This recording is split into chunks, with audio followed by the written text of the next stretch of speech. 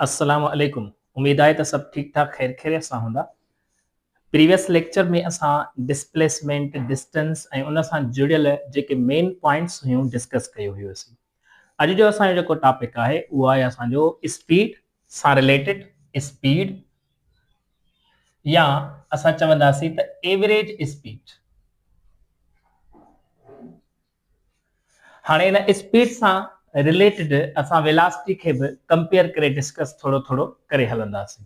त हाणे पहिरियां असां टॉपिक खे डिस्कस कयूं त एवरेज स्पीड या स्पीड छा हूंदो आहे। त जेकॾहिं असां पहिरियां स्पीड ऐं वेलासिटीअ खे कंपेयर कंदा हलूं त उन में असांजी पहिरियों जेको कॉन्सेप्ट आहे स्पीड जो, असां बेसिक में पढ़ंदा आहियूं त डिस्टेंस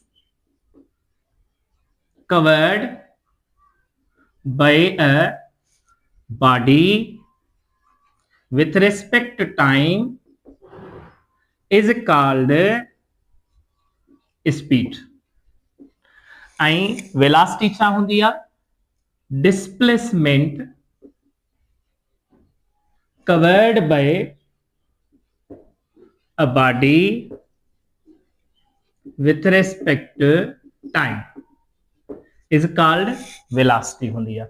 हाणे सिंपल मीनिंग में असां ईअं चवंदा आहियूं त स्पीड कंहिं बि ऑब्जेक्ट जे मोशन खे एक्सप्लेन कंदी, वेलासिटी मोशन खे एक्सप्लेन कंदी आहे, पर स्पीड जस्ट असांखे इहो ॿुधाईंदी आहे त हाउ फास्ट या how slow the object is moving. याद रखजो, स्पीड मां इहा ख़बर पवंदी त को बि ऑब्जेक्ट जेको मूविंग आहे वो केतिरो तेज़ीअ सां वञी रहियो आहे या केतिरो स्लो वञी रहियो आहे, इहा याद रखजो। लेकिन वेलासिटी मोशन जे हवाले सां एक्सप्लेनेशन ॾींदी, पर कहिड़ी शइ खे ॿुधाईंदी? हिकिड़ो त इहो ॿुधाईंदी हाउ फास्ट या how slow the object is moving. But object छा कंदो? मूविंग कंदो, बिल्कुल सही आहे, पर एक्चुअल में वेलासिटी इहो इन सां गॾु ॿुधाईंदो त कहिड़े डायरेक्शन में एक्चुअली उहो ऑब्जेक्ट मूव करे रहियो आहे। त हिन में इहो ई डिफरेंस आहे त डायरेक्शन खे वेलासिटी छा कंदी आहे? मेंशन कंदी आहे। डायरेक्शन पर्टिकुलर मेंशन कंदी, नॉर्थ आहे, साउथ आहे, ईस्ट आहे, वेस्ट आहे, या कहिड़ो बि तरफ़, पर पर्टिकुलर डायरेक्शन मेंशन थींदो आहे वेलासिटी जे ज़रिए। ऐं स्पीड असांखे it does not mention any direction. याद रखजो। हाणे हिन जो जेको यूनिट या फार्मूलो वठूं त v करे वठंदा आहियूं ऐं हेॾां हूंदो आहे d अपॉन t रखो या s अपॉन t रखंदा आहियूं, इहो फार्मूलो हूंदो आहे। ऐं सिंबल जे बेसिस ते हिन जो SI में यूनिट थींदो मीटर पर सेकंड। ठीकु आहे, मीटर पर सेकंड जे बेसिस ते असां वठंदासीं डायमेंशनल फार्मूलो जेकॾहिं वठूं त m power 0 l t minus 1, ही डायमेंशनल फार्मूला फॉर स्पीड हूंदो आहे। ईअं ई हिन जो फार्मूलो जेको थींदो हिन ते एरो ईंदो, बाक़ी असां हिन ते बि डिस्प्लेसमेंट एरो ॾींदासीं या एस ते बि एरो ॾींदासीं। यूनिट सेम, डायमेंशनल फार्मूलो बि सेम हूंदो आहे। ठीकु आहे, सो इहो हिकिड़ो बेसिक कॉन्सेप्ट आहे स्पीड ऐं वेलासिटी। अञा हिकिड़ी पॉइंट त स्पीड खे एज अ स्केलर चवंदासीं ऐं वेलासिटी खे एज अ वेक्टर कंसीडर थींदो आहे, बिकॉज वेलासिटी ओबे कंदी आहे छा खे? एक्चुअल में ईअं खणी चऊं त वेक्टर एडिशन लॉ खे। त इहे कुझु पॉइंटूं आहिनि मेन या अहम खणी चऊं। अञा कुझु पॉइंटूं असां हीअं बि कंपेयर कंदा आहियूं, स्पीड ऐं वेलासिटी जे विच में जेको कंपेयर थींदो आहे, त हिन खे असां हीअं लिखंदा आहियूं त जेका स्पीड हूंदी आहे v for speed is greater or equal to the magnitude of velocity। ठीक है, velocity या simply magnitude of velocity चवंदासीं। speed is greater than or equal to the velocity magnitude। तो ये कुछ पॉइंटू थव स्पीड ऐं वेलासिटी जे मुताबिक हाणे असां अॻियां टॉपिक जेको मेन ऐं अहम आहे उहो आहे एवरेज स्पीड, उन ते डिस्कस कंदासीं। जी बाबा, त हाणे असां एवरेज स्पीड खे एक्सप्लेन कंदासीं, जंहिंमें असां जूं खोड़ सारियूं शयूं डिस्कस बि थींदियूं। एवरेज स्पीड हूंदी छा आहे ऐं उन में असांखे कहिड़ो सेंस मिलंदो आहे ऐं छाजे लाइ असां एवरेज स्पीड जी स्टडी कंदा आहियूं। त हाणे असां डिस्कस करे था वठूं कहिड़े हवाले सां, एवरेज स्पीड जे हवाले सां। VAV हीअ असांजी निशानी हूंदी। हाणे एवरेज स्पीड एक्चुअल में कंहिंखे चइबो आहे, इन जी डेफिनेशन वठंदा आहियूं त टोटल डिस्टेंस या path covered by a body in total time। अच्छा, हिन एवरेज स्पीड में असां इनिशियल खां फाइनल ताईं जेतिरो बि टोटल पाथ या डिस्टेंस कवर थियो आहे, जेतिरो बि टोटल टाइम लॻो आहे, उनखे ॾिसी करे असां हिन जी कैलकुलेशन कंदासीं। यादि रखिजो। अच्छा, हीअ असां जेकॾहिं V is equal to V average is equal to total distance divided by total time चवंदासीं। इनखे एस अपॉन टी या डी अपॉन टी भी लिखंदा आहियूं, लेकिन इहो टोटल सेंस असां वठंदा आहियूं। हाणे हिन जा मुख़्तलिफ़ फार्मूला आहिनि, 5 खां 6 फार्मूला असां स्टडी कंदासीं। उन जे बेसिस ते मां तव्हांखे मेन ॻाल्हियूं उहे ॿुधाईंदुसि। उन वक़्तु उहो फार्मूलो किथे ऐं कीअं यूज़ थींदो ऐं उन जे बेसिस ते असां पोइ MCQs हल कंदासीं। बहरहाल हिन में हाणे एवरेज जो थोरो सेंस वठो। हीअ असां स्टडी छो कंदा आहियूं? पहिरीं ॻाल्हि इहा, जॾहिं बि असां मूविंग मोशन दौरान हर हिकु पॉइंट जो मोशन कैलकुलेशन स्पीड या जेकी बि असांजी मोशन जे बेसिस ते मेजरमेंट हूंदी, उहा असां हिकु हिकु पॉइंट जी डिस्कस न कंदासीं। जॾहिं असां हिकु हिकु पॉइंट जी इंफॉर्मेशन हासिल न करणु चाहींदासीं, उन वक़्तु असां एवरेज स्पीड खे डिस्कस कंदा आहियूं। त ही असांखे छा ॿुधाईंदो आहे? टोटल जर्नी जे बारे में। यादि रखे छॾिजो, टोटल जेका बि असांजा जर्नी हूंदी, विच में छा थो थिए, मिसाल ॻाल्हि को बि ऑब्जेक्ट को बि वञे थो इनिशियल खां फाइनल ताईं। हाणे सपोज पहिरियां त 10, वरी 20, वरी 40, वरी 60, वरी 80 एंड सो ऑन। हाणे ये वैल्यूज आहिनि, स्पीड जो वैल्यू चेंज थींदो रहे थो। पॉइंट इहा हुआ त असां हाणे इनिशियल खां फाइनल ताईं टोटल जेको बि स्पीड जो वैल्यू कवर थियो आहे उनखे एड कंदासीं ऐं डिवाइड कंदासीं उनखे टोटल टाइम जे बेसिस ते या एवरेज जे बेसिस ते। उहे फार्मूलनि जे बेसिस ते मां तव्हांखे ॿुधाईंदुसि अॻिते त कीअं यूज़ थींदो। पर एक्चुअली हिकु हिकु पॉइंट जी इंफॉर्मेशन या मोशन जी हर हिकु मूवमेंट असांखे एवरेज स्पीड न ॿुधाईंदी। माना एवरेज स्पीड उन वक़्तु इस्तेमालु न कंदासीं जंहिं वक़्तु असांखे हर हिकु इंस्टेंट ते मोशन जी कैलकुलेशन करणी पए या स्पीड जे बारे में मालूमात वठणी पए। मिसाल ॻाल्हि, जेकॾहिं असां कंहिं बि गाॾी में वञी रहिया हुआसीं ऐं स्पीडोमीटर खे ॾिसी करे ड्राइवर खे चऊं त हींअर स्पीड केतिरी थी आहे, वरी 15-20 मिंटनि खां पोइ वरी चऊं त स्पीड केतिरी थी अथसि, वरी अधु कलाक खां पोइ पुछूंसि त स्पीड ॿुधा केतिरी थी अथसि, त this is not average speed, this is called instantaneous. Instant ते हर हिकु मूवमेंट ते जॾहिं असां वठंदा आहियूं उनखे चवंदा आहियूं इंस्टंटेनियस स्पीड। पर हिते असां एवरेज था वठूं, माना टोटल जेतिरो पंधु थियो आहे उन पंध में यानी डिस्टेंस में यानी पाथ में केतिरो टाइम टोटल कवर थियो आहे या लॻो आहे, त उन सॼे मोशन जी कैलकुलेशन में असां कंहिंखे वठंदा आहियूं? एवरेज स्पीड खे। त ही असांखे अननेसेसरी जेके इंफॉर्मेशंस हुजनि, अननेसेसरी माना ज़रूरी न आहिनि, उन्हनि खे असां निग्लेक्ट करे बाक़ी जेको बि टोटल पाथ आहे, टोटल डिस्टेंस आहे, उन टोटल टाइम में असां मोशन जी कैलकुलेशन करे वठंदा आहियूं। त इहो हिकिड़ियूं मेन थोरियूं पॉइंट आहिनि एवरेज स्पीड जे बारे में। ठीकु आहे, त हाणे असां डिस्कस कंदासीं हिन वक़्तु एवरेज स्पीड जा फार्मूला ऐं उन सां जुड़ियल जेके MCQs या क्वेश्चन्स आहिनि उन जी। बाबा, त हाणे ॾिसो अॻियां असां एवरेज स्पीड जा कुछ मुख़्तलिफ़ 6 फार्मूला आहिनि उन्हनि ते असां डिस्कस कंदासीं त उहे कहिड़ी कंडीशन में इस्तेमालु थींदा आहिनि। उन खां पोइ असां इन्हनि ते ई MCQs कंदासीं जीअं असांखे प्रैक्टिस थी वञे ऐं माना इहा ॻाल्हि ख़बर पइजी वञे, क्लियर थी वञे कॉन्सेप्ट्स असांजा त एक्चुअल में ही फार्मूलो कीअं इस्तेमालु थींदो ऐं किथे इस्तेमालु थींदो। ॾिसो पहिरियों फार्मूलो आहे एवरेज स्पीड जो x1 plus x2 where x is a distances, ठीक है, डिस्टेंस हूंदा, पोजीशन हूंदी हिकड़ी बी पॉइंट ते x1 plus x2 and t1 plus t2 means time जेको हूंदो।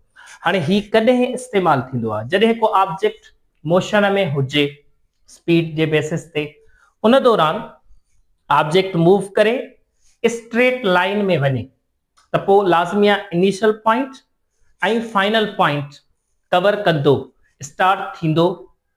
फाइनल पोजीशन जी का ख़बर ना है पर आखिर में नेठ किथे वञी पहुचंदो।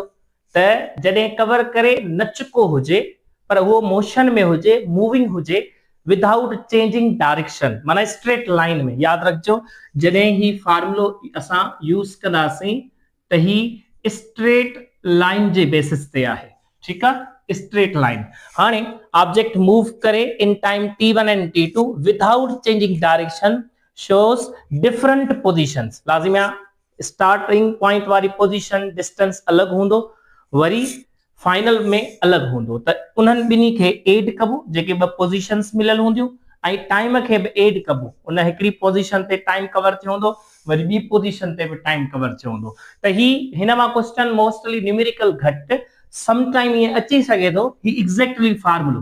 त पोइ हीअ कंडीशन ज़हन में रखजो त स्ट्रेट लाइन में विदाउट चेंजिंग डायरेक्शन जॾहिं बि असां एवरेज स्पीड वठंदासीं जॾहिं पोजीशंस मिलियल हुजनि त पोइ उन में एड कंदासीं ए यानी कि टाइम खे ऐं पोजीशन खे। इहा पॉइंट आहे।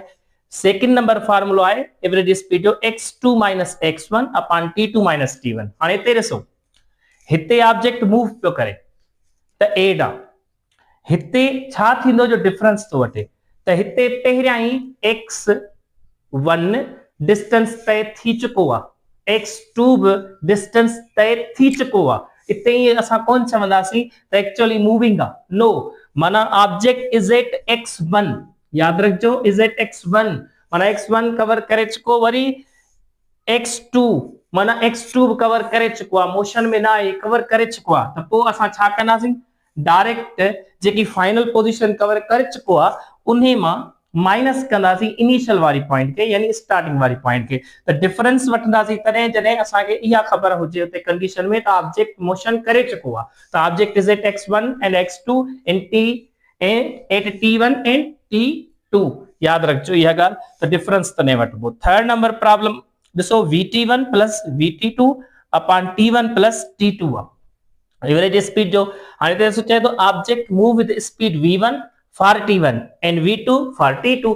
हाणे हिते पोजीशन ना है मिलियल, हिते डायरेक्ट स्पीड मिलियल हूंदो, के टाइम में हूंदो, लाज़मी आहे टाइम हूंदो यानी कि गिवन। जॾहिं टाइम बि गिवन हुजे स्पीड बि गिवन हुजे डिफरेंट डिफरेंट तॾहिं असांजो ही फार्मूलो यूज थींदो। त याद रखजो स्पीड ऐं स्पीड कांस्टेंट, या याद रखजो स्पीड छा हुजे कांस्टेंट। त इन बेसिस ते असां ॾिसो vt1 प्लस vt2 सेम फार्मूलो हूंदो ऐं अपान में t1 प्लस t2। त इहो टे फार्मूला यूज थींदा। चौथो फार्मूलो ॾिसो एवरेज जे हिसाब सां v1 प्लस v2 अपॉन 2। ॾिसो हिते टाइम ना आहे, जॾहिं बि टाइम गिवन हूंदो ईअं ना आहे त कोन हूंदो, टाइम शो थियल हूंदो, ठीक आहे, लेकिन टाइम सेम हूंदो। सेम जो मतलब आहे जेका जर्नी स्पीड कवर थी हूंदी उहा मिसाल ॻाल्हि जेकॾहिं ही आहे 50 kilometre per our, 40 kilometre per our, ठीक है। त हाणे हिन में असांजी इहा कंडीशन आहे त सिर्फ टाइम छा हुजे टाइम सेम हुजे, माना जेकॾहिं 50 किलोमीटर तय थो करे त 1 आवर में थो करे, 40 किलोमीटर बि तय थो करे त 1 आवर में। ऐं हिते जेको सेंस आहे त डिस्टेंस या पोजीशन जेकी आहे उहा कहिड़ी बि थी सघे थी, डिफरेंट थी सघे थी, ठीक आहे। त टाइम सेम कंसीडर करणो आहे इन पॉइंट ते।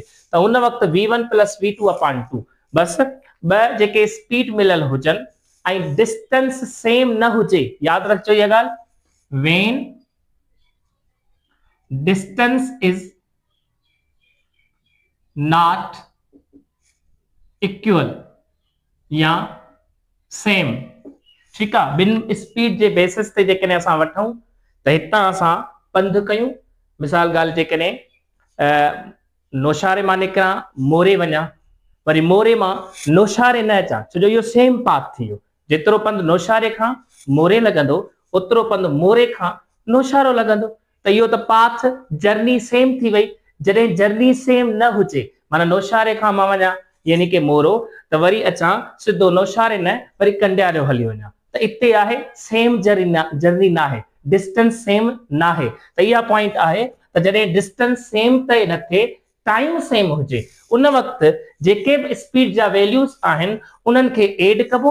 एड करण खां पोइ उन्हनि खे नंबर्स जेतिरा माना स्पीड जा वैल्यूज़ हूंदा, जेकॾहिं ॿ स्पीड्स आहिनि त 2 सां डिवाइड कबो, नंबर सां, टाइम सां न। यादि रखिजो, छो जो टाइम त हिते असां छा कंसीडर करे छॾियो आहे, कांस्टेंट, सेम। ठीकु आहे, टाइम कांस्टेंट माना सेम, इहा पॉइंट आहे। त इते इहा शइ अथव, त पोइ जेकॾहिं 3 स्पीड्स हुजनि हा, त पोइ असां 3 खे v1 plus v2 plus v3 त असां डिवाइडेड बाय 3 कयूं हा।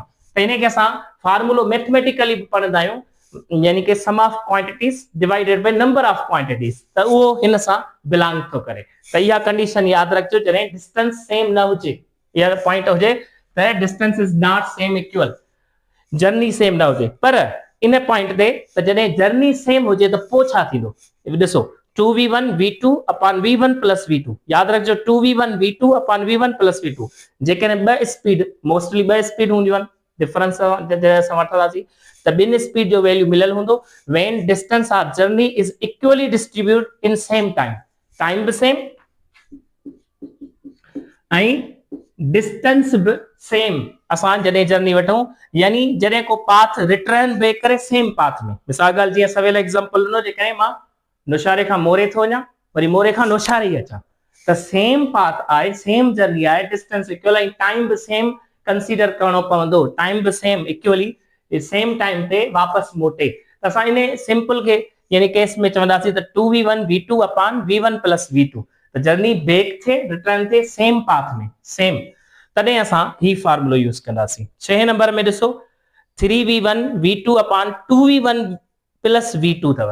हाणे हिते ॾिसो हेठियां 2 नंबर को बि न आहे ऐं हिते नंबर आहे, तॾहिं ही थींदो आहे, या ही फार्मूलो n upon 1 upon v1 plus 1 upon v2 plus 1 upon v3। इहो तॾहिं थींदो आहे जॾहिं स्पीड जो वैल्यू फ्रिक्शन या पास में विरहायल हुजे। मिसाल ॻाल्हि 1/3, ठीकु आहे, 1/4 इहो पार्ट्स आहिनि, ठीकु आहे, 1/2, 1/5, ठीकु आहे, 3/2। अहिड़े तरीक़े सां जॾहिं पार्ट्स में स्पीड जा वैल्यूज़ गिवन हुजनि, तॾहिं असां ही फार्मूलो यूज कंदा आहियूं। नोट करे छॾिजो, ये असां यानी कि ही फार्मूला आहिनि। हाणे असां इन्हनि खे ज़हन में रखिजो, हिननि फार्मूलनि खे नज़र में रखे असां हिकु हिकु क्वेश्चन कंदासीं, पोइ उते तव्हां खां मां कंडीशन ऐं सिचुएशन पुछंदुसि त हिते कहिड़ो लॻंदो। इंशाल्लाह मूंखे उमेद आहे त तव्हां हिनखे सम्झी करे ज़रूर ॿुधाईंदो त वाकई हिन क्वेश्चन में हिननि 6 फार्मूलनि मां कहिड़ो फार्मूलो यूज थी सघे थो। ठीकु आहे, थैंक यू, ही नोट करे वठो, शाबाश। जी बाबा, त हाणे ॾिसो एवरेज स्पीड ते असां एमसीक्यूज़ जी प्रैक्टिस था कयूं। पहिरियों ॾिसो क्वेश्चन आहे त a body moves 1/2 of its journey, 1/2 of its journey at 40 meter per second and next half at 50 meter per second, then what will be the average velocity चओ या average speed चओ। हाणे इन शइ खे थोरो सम्झण जी ॻाल्हि आहे, सिंपल ॻाल्हि आहे। त ॾिसो हिते हाफ जर्नी थो चवे, हाफ जर्नी जो मतिलबु आहे डिस्टेंस, ऐं हेॾे बि हाफ जर्नी वरी ॿी थो चवे। इट मीन्स जेको डिस्टेंस आहे, पाथ आहे, उहो सेम तय करे थो। माना हिकिड़ी जेकॾहिं 40 मीटर पर सेकंड सां वञे थो, पोइ जेतिरो पंधु कयो अथई, मंज़िल माणी अथई, वरी वापसि उन ई मंज़िल ॾे वरी वापसि अचे थो ओतिरे डिस्टेंस में। त इहा शइ ज़हन में हुजे त एक्चुअल में हिते कहिड़ो थींदो, त मां फार्मूलो तव्हांखे पढ़ायो आहे त जॾहिं बि डिस्टेंस इक्वली डिस्ट्रीब्यूट थियल हुजे, ठीकु आहे, त उन में असांजो कैलकुलेशन थींदी आहे हीअ। ॾिसो 2v1 v2 upon v1 plus v2, ही असांजो फार्मूलो हूंदो आहे। हिन में जॾहिं तव्हां वैल्यूज़ पुट कंदो 2v1, v1 असांजी छा आहे, 40, V2 असांजी 50 आ डिवाइडेड में 8 यानी कि कंदो त एग्जैक्टली जेको जवाब ईंदो वो 44.4 अची वेंदव 44.4 मीटर पर सेकंड यानी ऑप्शन ए इज करेक्ट ता एग्जैक्टली त यो केड़े सेंस के वठनो आ हाफ जर्नी जो मतलब आ डिस्टेंस रिटर्न इक्वली कवर करे थो स्पीड डिफरेंट हुंदी लेकिन इते डिस्टेंस इक्वली कवर थिंदो हुंदो ठीक आ इहो एकड़ो कांसेप्ट उन खां पो ॾिसो a car travels 30 metres towards east then it takes turn and travel 40 meter towards north in 50 seconds then average speed असां पहिरियां एवरेज स्पीड जी डेफिनेशन पढ़ी आहे उहो असां छा पढ़ी असीं total distance covered by a body in total time हाणे हिन में को बि फार्मूलो रखण जी ज़रूरत न आहे पहिरियों बेसिक फार्मूलो आहे त एवरेज स्पीड जेकी आहे उहो टोटल डिस्टेंस हूंदो डिवाइडेड बाय टोटल टाइम हूंदो बस इन्हे जे लाइ सिंपल टोटल डिस्टेंस केतिरो आहे 30 ऐं 40 आहे ॾिसो ट्रेवल कई टुवर्ड्स ईस्ट वियो वरी उन खां पोइ काॾे वियो टुवर्ड्स नॉर्थ ठीकु आहे त टोटल डिस्टेंस एड कयो 30 ऐं 40 घणो थियो 70 टाइम घणो 50 सेकंड्स त 0 0 कैंसिल एग्जैक्टली जवाब छा आयो 7/5 त असांजो जेको आंसर थींदो 7/5 ऑप्शन ए इज करेक्ट वरी अचो थर्ड नंबर ते a person travels along a straight road for the first half time and with velocity v1 and second half time with a velocity v2 then the mean माना average ही पूछे थो ठीक है हाणे इन में फार्मूलो तो जे में को भी वैल्यूज ना आहिनि फार्मूले जे बेसिस ते कांसेप्ट ऑप्शन ए में v1 + v2/2 आ ऑप्शन बी में 2/v is equal to 1/v1 + v2 आ सी ऑप्शन में v is equal to √v1 v2 आ ऐं डी ऑप्शन में v is equal to √v/v2 आ त हाणे ते ॾिसो मां तव्हांखे फार्मूलो बेसिक ॿुधायो त जॾहिं टाइम इक्वली या सेम इंटरवल में शो करे तॾहिं असांजो फार्मूलो छा हो यादि रखिजो ही फार्मूलो तॾहिं हो जॾहिं डिस्टेंस इक्वली ट्रेवल पियो थिए ठीक है पर जॾहिं टाइम इक्वली ट्रेवल थे या सेम इंटरवल में तय थे तो उन वक्त फार्मूलो मो ताके बुधायो v1 + v2/2 माना sum of quantities upon number of quantities तदे हुयो जॾहिं टाइम सेम चवे त हाणे ॾिसो रोड ते हले तो फर्स्ट हाफ टाइम तो चवे हाणे वेलोसिटी अलग ॾिनी अथई ऐं सेकंड हाफ टाइम माना पहिरियों पंध जेको टाइम में कई सपोज कलाक में कई ॿियो पंध वरी कलाक में ही कई त इहो जेको असांजो सेंस आहे त इते टाइम इक्वली थो यानी कि शो करे जॾहिं बि टाइम इक्वली सेम इंटरवल में शो करे तॾहिं असांजो फार्मूलो एवरेज स्पीड जो ही हूंदो आहे v1 + v2/2 त ही पास पेपर्स जे बेसिस ते बि कांसेप्ट अथव चौथो number a bus travelling first 1/3 distance of at a speed of 10 kilometres next 1/3 20 kilometres per hour and last 1/3 at 60 km per hour then average speed will be what हाणे ते ॾिसो speed खे पास में विरायला 1/3 जे basis ते या distance यानी journey खे इन वक्त फार्मूलो मूं तव्हांखे ॿुधायो त जॾहिं पास में असां विराईंदा आहियूं त ॿ फार्मूला हुया हिकिड़ो आयो 3v1 v2/2v1 + v2 हुयो ही फार्मूलो ऐं ॿियो फार्मूलो मूं तव्हांखे ॿुधायो n = माना n अपॉन में 1/v1 + 1/v2 + 1/v3 and so on हाणे ते ॾिसो स्पीड्स घणियूं आहिनि 3 आहिनि ऐं असांजो ही फार्मूलो ॿिनि स्पीड ते मुश्तमिल आहे माना ही कोन लॻंदो ही असांजो उहो आहे जेको 3 जे बेसिस ते ॿिनि जे बि थी सघे थो पर हिते 3 ॾिनल आहिनि त ही असांजो फार्मूलो यूज़ थींदो ऐं शो थींदो त जॾहिं पास में फ्रैक्शन में अचे ॾिसणो आहे त स्पीड केतिरियूं नंबर्स में मिलियल आहिनि उन जे बेसिस ते पोइ असां फार्मूलो यूज़ कंदासीं ही तॾहिं थींदो आहे जॾहिं सिर्फ़ 2 स्पीड मिलियल हुजनि उहो नेक्स्ट असांजो क्वेश्चन आहे उन ते ठीकु आहे लेकिन 4 वारो असांजो क्वेश्चन आहे न माना नंबर ऑफ स्पीड जा वैल्यूज केतिरा आहिनि 1 2 3 असां हिते रखंदासीं डिवाइडेड बाय 1/v1 असांजो 10 आहे v2 असांजो 20 आहे ऐं v3 असांजो 60 आहे हाणे एलसीएम कढंदासीं त 60 निकरंदी एलसीएम छो जो जेकॾहिं इवन नंबर आहे ऐं टेंस में आहे त पोइ असां छा चवंदासीं एक्चुअल में जेको लार्जर नंबर वारो वैल्यू हूंदो उहो असांजी एलसीएम निकिरी वेंदी त हाणे हिते ॾिसो एलसीएम खां पोइ हिते मथे ईंदो 10 ठीकु आहे 10 हाँ ही सिर्फ एलसीएम वारो पोर्शन तव याद रखजो ही सिर्फ एलसीएम वारो पोर्शन आ 10/60 पर असा जो वैल्यू है वो है यानी कि 3 में 10/60 तव याद रखजो हाँ 60 ते डिवाइड तो करे वथे वनी मल्टीप्लाई त ही असांजो जवाब 3 मल्टीप्लाई में 60 डिवाइडेड बाय 10 अची वेंदो त 10 जो टेबल पढ़ो 10 60 ते 6 टाइम 6 3 दा 18 त जवाब जेको असांजो आयो 18 मीटर पर सेकंड आ जेकने ठीक आ ऐं जेकने किलोमीटर त उन हिसाब से बहरहाल मीटर पर सेकंड 18 मीटर पर सेकंड अथव ॾिसो किलोमीटर पर आवर में आ तो किलोमीटर पर आवर में ऐं जेकने मीटर पर सेकंड में आ तो मीटर पर सेकंड में त किलोमीटर पर आवर में आ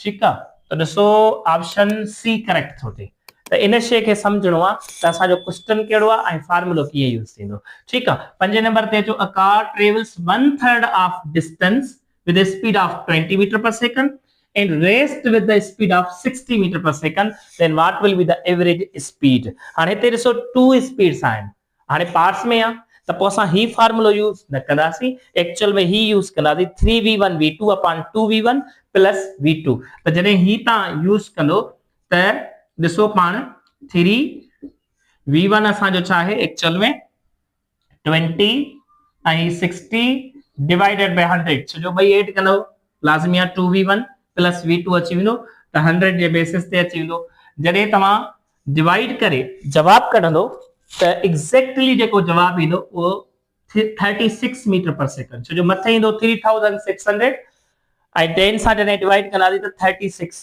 10 न 100 याद रखजो हेठियों जेको वैल्यू ईंदो वो 100 ईंदो कीअं 2v1 ॾिसो 2 सागो रखो v1 20 आ प्लस में v2 असांजो 60 आ त 220 दा 40 प्लस 60 100 थियो त हेठियां 100 ईंदो याद रखजो ठीक आ त 100 सां जॾहिं हिन वैल्यू खे डिवाइड करा एक्जेक्टली जवाब छा ईंदो 36 मीटर पर second D option is correct त ही तहां जा एवरेज स्पीड ते यानी कि एमसीक्यूज अथव इन्हनि जी प्रैक्टिस कयो मोस्टली प्रैक्टिस सां ई सभु शयूं हल थींदियूं आहिनि टाइम जो पंहिंजो प्रैक्टिस कयो इंशाल्लाह वरी नेक्स्ट असां लेक्चर में डिस्कस करे वठंदासीं एक्सेलरेशन जे बेसिस ते ऐं हुन सां जुड़ियल जेकी ॿिया कॉन्सेप्ट हूंदा ठीकु आहे अल्लाह हाफ़िज़।